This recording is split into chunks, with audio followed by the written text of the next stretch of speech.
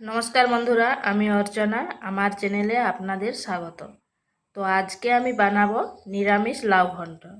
এই গরমের দিনে লাউ খাওয়া শরীরের পক্ষে খুবই ভালো এবং উপকারী।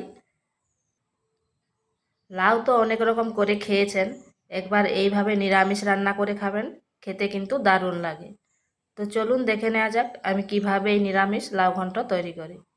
এখানে নিয়েছি একটা লাউ। এরপর লাউটাকে আমি ধুয়ে করে ছুলে করে কেটে নিচ্ছি।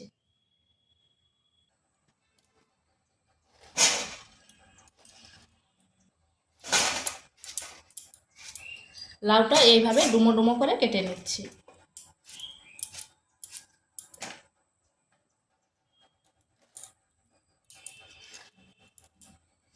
আর লাউটা কাটার পর আর ধুবো নি, কারণ এমনিতে লাউয়ের প্রচুর জল বেরোয়। ছুলে করে ধুয়ে নিয়েছি।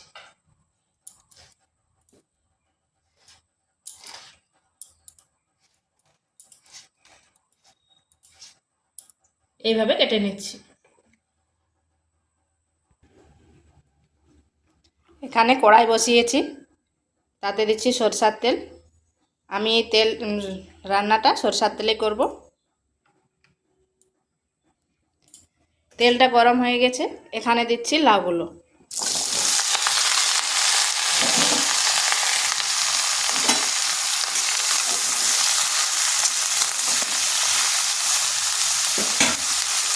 দিয়ে দিচ্ছি হলুদ। বেশ কিছুক্ষণ ভেজে নিচ্ছি। আঁচটা কিন্তু হাই আঁচেই রাখতে হবে। আর লবণ এখন দিবনি, কারণ লাউতে এমনিতেই জল প্রচুর বেরোয়।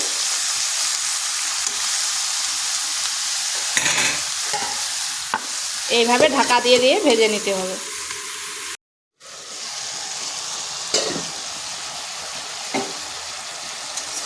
লাউটা হালকা ভাজা হয়ে গেছে। এরপর এখানে দিয়ে দিচ্ছি লবণ।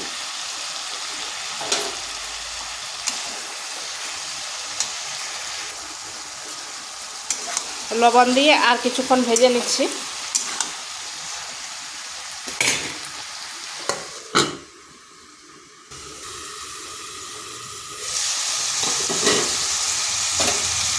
লাউটা ভাজা হয়ে গেছে, এরপর লাউটাকে তুলে নিচ্ছি।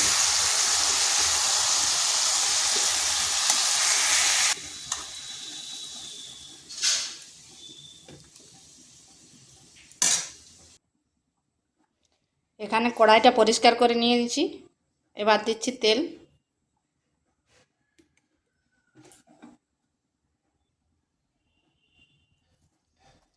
ফোড়নে দিচ্ছি দুটো তেজপাতা, দুটো কাঁচা লঙ্কা আর জিরা। আঁচটা স্লো আঁচে করে নিয়েছি।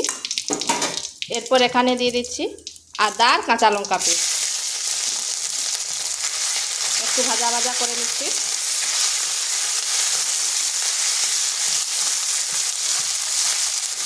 যাতে আদার কাঁচা গন্ধটা চলে যায়।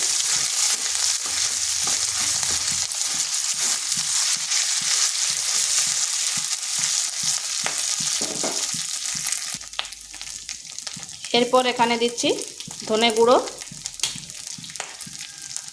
জিরে গুঁড়ো আর লঙ্কার গুঁড়ো, আর দিচ্ছি হলুদ গুঁড়ো। এখানে ঝালটা আপনারা আপনাদের আন্দাজ মতো দিবেন, কম বেশি। আমি এখানে কম দিলাম যেহেতু কাঁচা লঙ্কা দেওয়া আছে। মশলাটা একটু ভেজে নিচ্ছি। এরপর এখানে দিয়ে দিচ্ছি একটা টমেটো।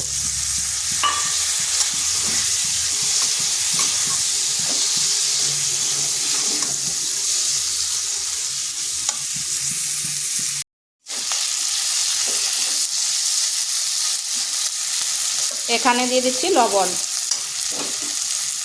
যাতে টমেটোটি তাড়াতাড়ি গলে যায়।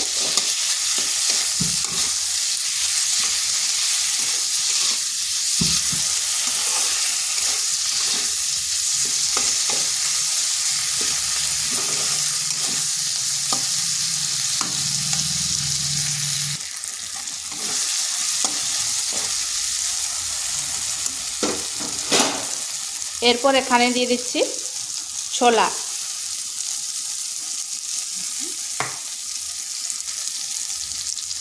এই ছোলার ডালটা আমি 2-3 ঘন্টা আগে ভিজিয়ে রেখেছিলাম। এরপর ভালোভাবে কষে নিচ্ছি।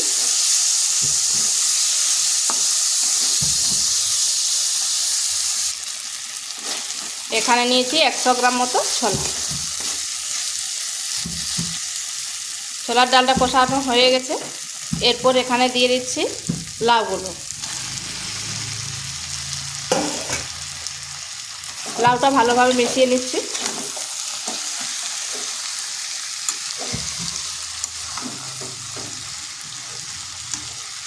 আর এখানে দিয়ে দিচ্ছি 1 চিমটে চিনি।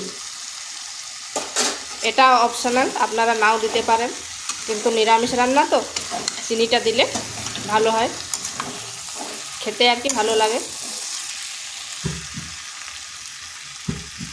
লাউটা ভালোভাবে কষে নিয়েছি।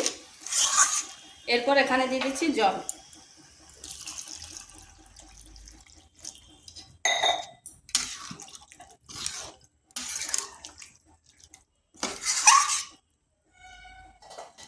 এরপর মিডিয়াম আছে ঢাকা দিয়ে বেশ কিছুক্ষণ রেখে দিচ্ছি।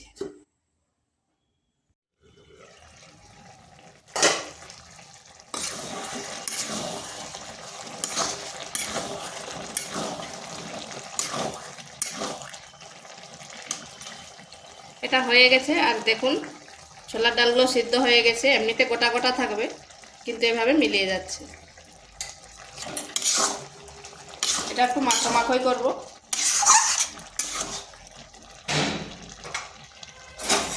এরপর এখানে দিয়ে দিচ্ছি গরম মশলা।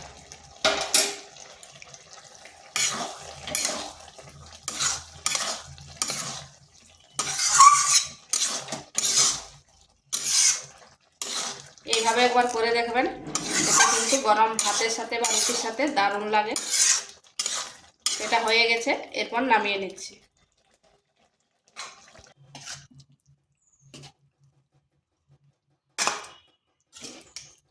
গরম ভাত বা রুটির সাথে একেবারে জমে যাবে।